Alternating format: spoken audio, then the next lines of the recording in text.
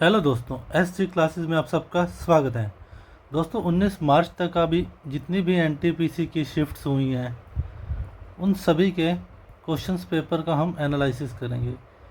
इन questions से आपको आने वाले पेपर में ज़रूर मदद मिलेगी, तो मेरी आपसे ये रिक्वेस्ट है, ये वीडियो को पूरा देखना और जितने भी क्वेश्चन आपके सामने दिए हैं इनका स्क्रीनशॉट ले लीजिएगा और चलते फिरते जहाँ भी आपको टाइम मिले इनको ज़रूर देखना। और जो जो इम्पोर्टेंट क्वेश्चन इनमें से रहेंगे, जिस तरह के क्वेश्चन आ रहे हैं उनकी मैं शॉर्ट्स वीडियो डाल दूंगा। तो जैसे भी आपको खाते पीते फ्रेश होते जब भी टाइम मिले आप अपने मोबाइल में शॉर्ट्स देखिए, आपको ज़रूर क्वेश्चन में पेपर में आपको क्वेश्चन देखने को मिलेगा। तो चलो शुरू करते हैं। ये इलाहाबाद है अपना। तो पहला क्वेश्चन है, इलाहाबाद में स्थित प्रयाग प्रशस्ति मूल रूप से किस सम्राट की उपलब्धियों का वर्णन करता है। तो दोस्तों जो प्रयाग प्रशस्ति है ये समुंदर गुप्त की जो समुंदर गुप्त राजा थे उनकी उपलब्धियों का वर्णन करता है। और इसको लिखा किसने था, उनका जो दरबारी कवि थे हरिसेन ने लिखा था। मोस्ट इम्पोर्टेंट क्वेश्चन है दोस्तों, पेपर में आया है, रिपीट भी हो सकता है। तो चलिए अगला क्वेश्चन शुरू करते हैं। सेनाकू द्वीप, जहाँ चीन के तटरक्षक कोस्ट गार्ड अक्सर गश्त करते हैं, वर्तमान में किस देश द्वारा प्रशासित है। दोस्तों एक द्वीप है जिसका नाम है सेनकाकू। वह किसके अंडर आता है हमें यह बताना, या उसके ऊपर किसका एडमिनिस्ट्रेशन कंट्रोल है हमें उसका जवाब देना। तो दोस्तों इसका आंसर है जापान। असल में चीन के कोस्ट गार्ड भी इसमें गश्त करते हैं, लेकिन जो इसके ऊपर एडमिनिस्ट्रेशन पावर है वो किसकी है, जापान की। अपना करंट अफेयर का क्वेश्चन है ये। एक और करंट अफेयर का क्वेश्चन अपने सामने है। फिल्म फेयर OTT अवार्ड्स 2025 जो कि दिसंबर में दिए गए थे, उसके लिए बेस्ट एक्टर का अवार्ड किसे दिया गया है कॉमेडी के लाइन में। तो दोस्तों ये छठे फिल्म फेयर जो थे OTT उसके लिए बेस्ट एक्टर का पुरस्कार दिया गया है वरुण सोबती को। किसके लिए दिया गया, राजा जवान के लिए। और ई श्रीवास्तव इसको किसके लिए दिया गया, दो पहिया। बहुत पॉपुलर वेब सीरीज़ है दोस्तों, जब आपका चयन हो जाए आप इस वेब सीरीज़ को ज़रूर देखना। तो चलो अगला क्वेश्चन शुरू करते हैं। निम्नलिखित में से गर्म दल के नेता थे जिन्होंने स्वतंत्रता के लिए बड़े पैमाने पर संघर्ष किया। दोस्तों जब कांग्रेस दो गुटों में बट गई थी, एक तो था गर्म दल, एक था अपना नरम दल। गर्म दल में अपने के नेता अपने कौन थे, बाल गंगाधर तिलक। यही अपना आंसर है। और अगला क्वेश्चन अपने सामने है, रिंग्स ऑफ फायर किस महासागर में स्थित है। तो दोस्तों ये अपना प्रशांत महासागर में स्थित है। तो एक नया सा क्वेश्चन अपने को एग्ज़ाम में देखने को मिला कि 1991 में भारत का रुपये का कितना डेप्रिसिएशन हुआ, कितना % अपना भारत का रुपया गिरा। तो दोस्तों इसका आंसर है 18 से 20%। उसके बाद अगला क्वेश्चन अपने पास है, ये गुजरात है। गुजरात के पोरबंदर में 29 दिसंबर 2025 को रवाना होकर मस्कट पहुंचने वाला भारतीय नौसैनिक स्ट्रीट सेलिंग पोत कौन सा था। तो दोस्तों यह जहाज़ था अपना INSV कौंडिन्या था भारतीय वेसल। और 29 दिसंबर को पोरबंदर से रवाना हुआ था और 5 साल जो कि भारत की 5000 साल पुरानी समुद्री विरासत को पुनर्जीवित करने का एक प्रयास था। चलो आगे क्वेश्चन करते हैं। दोस्तों ये क्वेश्चन 2 बार रिपीट हुआ है। ये क्वेश्चन 18 तारीख की शिफ्ट में भी आया है और 19 तारीख की शिफ्ट में भी आया है। ब्लू वाटर पॉलिसी ये किसने शुरू की थी। दोस्तों ये की थी अपने फ्रांसीसी डी अल्मेडा ने शुरू की थी। उसके बाद अपना अगला क्वेश्चन है, राष्ट्रीय विधिक सेवा प्राधिकरण NALSA का गठन किस वर्ष किया गया था। तो इसका गठन दोस्तों 1995 में किया गया था। एग्जैक्ट तारीख बताऊं तो 9 नवंबर 1995 में किया गया था। इसका मकसद था कमज़ोर और वंचित वर्गों को मुफ्त कानूनी सहायता प्रदान करना।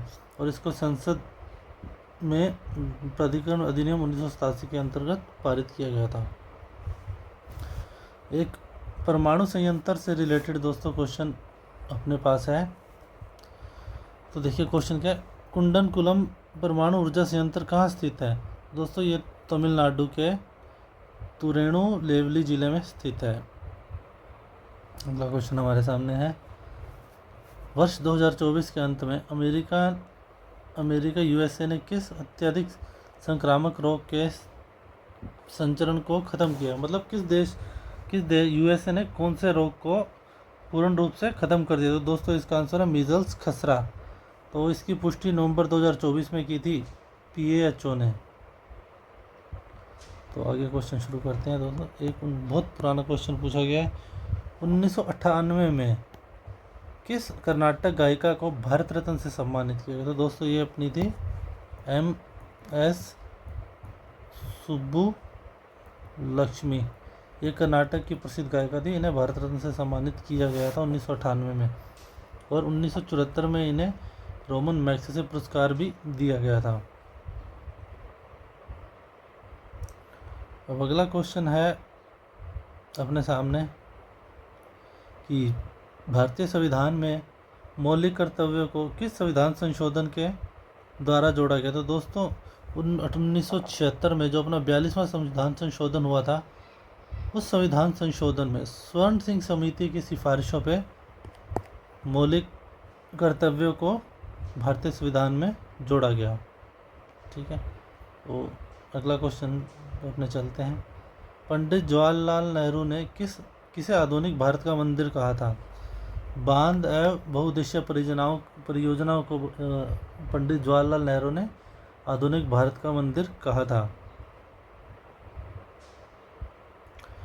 अगला क्वेश्चन हमारे पास दोस्तों आर्टिकल से रिलेटेड। आप ध्यान दीजिएगा दोस्तों, आर्टिकल से रिलेटेड बहुत क्वेश्चन आ रहे हैं। जितने भी इम्पोर्टेंट्स आर्टिकल है, प्रेसिडेंट, राज्यपाल, जब प्राइम मिनिस्टर, इनकी आपको मैं एक शॉर्ट वीडियो अपलोड कर दूंगा मेरे चैनल पे, आप देख लीजिएगा। आप शाम को या कल तक आपको ये वीडियो देखने को मिल जाएगी। तो हमसे क्वेश्चन क्या पूछा है कि राज्यपाल के कार्यकाल किस अनुच्छेद में राज्यपाल के कार्यकाल के बारे में बताया गया है? दोस्तों जो आर्टिकल 156 है उसमें अपनों को राज्यपाल के कार्यकाल के लिए बताया गया है। राज्यपाल का कार्यकाल 5 वर्ष के लिए होता है दोस्तों। जिस तारीख से वह पद ग्रहण करता है उस तारीख से 5 साल तक वो पद पे बना रहेगा, तथा उसके बाद भी वह बना रह सकता है अगर जब तक उसका कोई उत्तराधिकारी नहीं आता। बाकी आर्टिकल्स जो है उन पे बात करते हैं। आर्टिकल 153 क्या कहता है? प्रत्येक राज्य का एक राज्यपाल होगा, ये आर्टिकल 153 कहता है। और आर्टिकल 155 कहता है राज्यपाल की नियुक्ति से संबंधित है। राज्यपाल की नियुक्ति कौन करता है? भारत का राष्ट्रपति। और आर्टिकल 161 में है राज्यपाल को क्षमादान की शक्तियाँ हैं। ठीक है, उसके बारे में आर्टिकल ये बात करता है। चलो अगले क्वेश्चन पे बढ़ते हैं। केंद्र शासित प्रदेश यानी यूटी का प्रशासक राष्ट्रपति द्वारा किस अनुच्छेद के तहत नियुक्त किया जाता है? तो दोस्तों आर्टिकल 239 इसका आंसर है। कैबिनेट मिशन 1946 का मुख्य उद्देश्य क्या था? इसका उद्देश्य था दोस्तों भारत के लिए संविधान सभा का गठन करना और सत्ता का हस्तांतरण करना। मतलब भारत के लिए कॉन्स्टिट्यूशन की असेंबली थी उसको बनाएगा, और जो सत्ता को ट्रांसफ़र किया उसने कांग्रेस को, जो कि इलेक्शन में जीती थी, आगे चल के इलेक्शन में जीती थी। अगला क्वेश्चन नोबेल प्राइज़ से है। नोबेल पीस प्राइज़ 2025 किसे दिया गया है? तो ये है मारिया कोरिना मचांडो। ये वेनेजुएला की विपक्ष नेता है, इन्हें पीस प्राइज़ मिला है। और दोस्तों मैं आपको नोबेल प्राइज़ विनर है 2025 के, उनकी भी एक वीडियो अपलोड कर दूंगा, आप ज़रूर देखिएगा। तो एक और ऐसा क्वेश्चन एग्ज़ाम में आया था कि match the dance with state. हमें स्टेट दिए हुए थे, उनके डांस मैच करने थे। तो हम बात करते हैं पश्चिम बंगाल। पश्चिम बंगाल का हमें मालूम है कौन सा, छऊ और जात्रा। जम्मू कश्मीर की बात करें तो कौन सा है, राउफ और इकात। मणिपुर की बात करें तो मणिपुरी और पंगचोलोम। राजस्थान की बात करें तो घूमर और कालबेलिया। ये आप याद रखिएगा दोस्तों, ये मोस्ट इम्पोर्टेंट है। इनमें से आपको दोबारा क्वेश्चन देखने को मिलेगा। ये क्वेश्चन पहले भी आते रहे हैं, अभी भी आएंगे और आगे भी आते रहेंगे।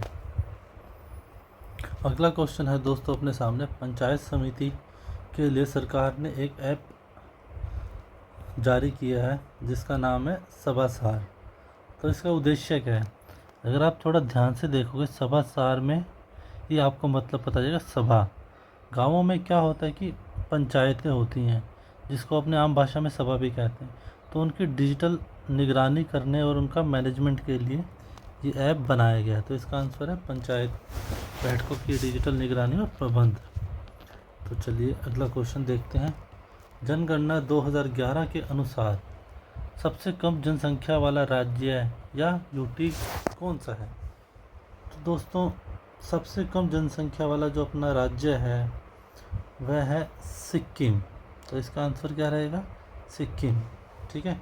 और यूटी भी पूछा है, तो अगर राज्य की बात करें सबसे कम जनसंख्या वाला तो सिक्किम। अगर सबसे कम जनसंख्या वाला यूटी पूछे तो वो कौन है? लक्षद्वीप। ठीक है। अगर हम बात करें ये तो थी जनसंख्या। अगर हम बात करें सबसे कम जनसंख्या घनत्व वाला, अगर जनसंख्या घनत्व पूछ ले, सबसे कम जनसंख्या घनत्व, तो उसका आंसर हो जाएगा मेरे दोस्तों अरुणाचल प्रदेश। आपको जनसंख्या घनत्व का मतलब अगर नहीं पता तो मैं बताऊं, 1 किलोमीटर में 1 किलोमीटर वर्ग में जितने लोग रहते हैं उसको बोलते हैं जनसंख्या घनत्व। सबसे कम जनसंख्या घनत्व किसकी है? अरुणाचल प्रदेश की।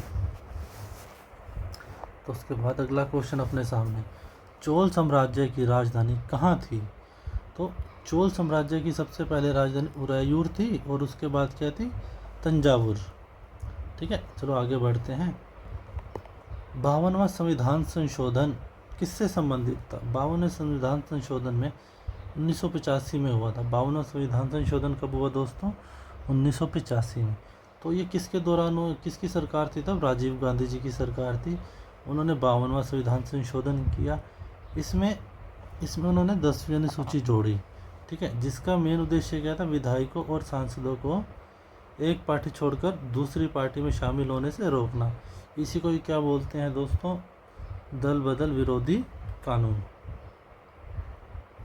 अब देखते हैं, राज्य सरकार के विफल होने पर राष्ट्रपति शासन किस अनुच्छेद के अनुसार लगाया जाता है? तो आर्टिकल 356 इमरजेंसी का आर्टिकल है, आपने पढ़ा होगा ज़रूर।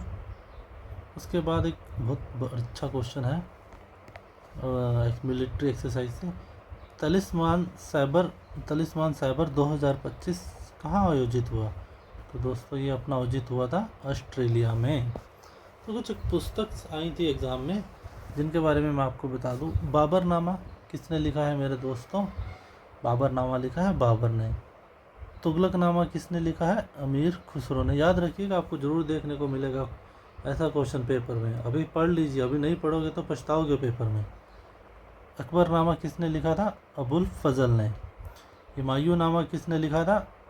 गुलबदीन बेगम ने। किताबुल हिंद किसने लिखी है? अल बिरूनी ने। ये बहुत इंपॉर्टेंट है, जितनी भी मैंने आपको बताई हैं ज़रूर पढ़िए, इनको कहीं लिख लीजिए या इसका स्क्रीनशॉट ले लीजिए। ये देखिए फिर से यही क्वेश्चन रिपीट हुआ। भारत में वाटरलू पॉलिसी इस पुर्तगाली गवर्नर द्वारा शुरू की गई थी? तो इसका आंसर है फ्रांसिस्को डी अल्मेडा ने शुरू किया था।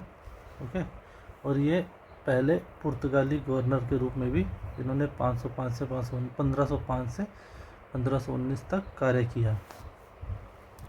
उसके बाद अगला क्वेश्चन है, भूमध्य सागर और लाल सागर, ये भूमध्य सागर होगा, ये लाल सागर, और इनको जोड़ने वाली जो कृत्रिम आर्टिफिशियल जल मार्ग है इसको क्या बोलते हैं? या कौन सा है वह? स्वेज कैनाल बोलते हैं, इसके स्वेज नहर भी बोलते हैं। ठीक है, और इसकी लंबाई पूछ ले तो कितनी है? 193 किलोमीटर। ओके, अगला क्वेश्चन अपने शुरू करते हैं। Which day did prime minister Narendra Modi launch धरती आबा जनजातीय ग्राम उत्कर्ष अभियान? धरती आबा जनजातीय ग्राम उत्कर्ष अभियान शुरू किया था कौन से दिन? तो ये इन्होंने 2 अक्टूबर को गांधी जयंती के पर्व पर इस स्कीम को लॉन्च किया था। दादा भाई नेहरू जी, आपने सुना होगा कि एक पुस्तक है poverty and in British rule in India, बहुत फेमस बुक है, कई बार क्वेश्चन में आई है, आज भी है। तो इस बार उनका आर्थिक सिद्धांत पूछ लिया। ये बुक किस आर्थिक सिद्धांत पर आधारित थी? तो इसका आंसर है धन के निष्कासन का सिद्धांत, ड्रोन ऑफ वेल्थ थ्योरी। ठीक है, अगला आगे चले अगले क्वेश्चन पर।